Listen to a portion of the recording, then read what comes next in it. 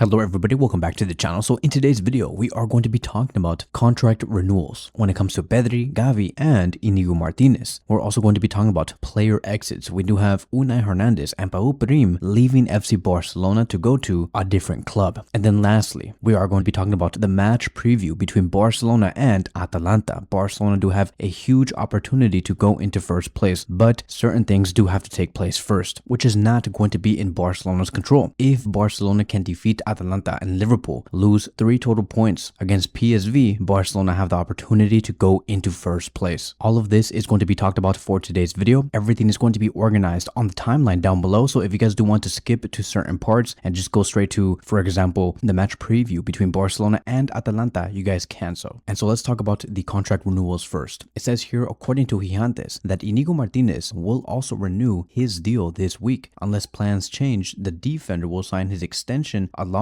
with Pedri and Gavi. Inigo Martinez had a clause that would automatically renew if he played at least 45 minutes in 60% of the games. Instead, Barcelona chose to finalize his renewal early due to his excellent attitude and performance. The new agreement will extend his contract until June 30th, 2026. Cat Radio has also explained Gavi's renewal is done and a new 5-year deal is in place with a €1 billion release clause. So that is what I'm talking about, right? Having a €1 billion release clause on a player like Gavi makes the most sense. It basically means that Gavi is immovable. Gavi wants to stay at Barcelona. Barcelona wants to have Gavi for as long as possible, and he is the future, unlike the other contract renewals that have taken place, like for example Araujo. Yes, he renewed his contract, but his release clause is only €65 million.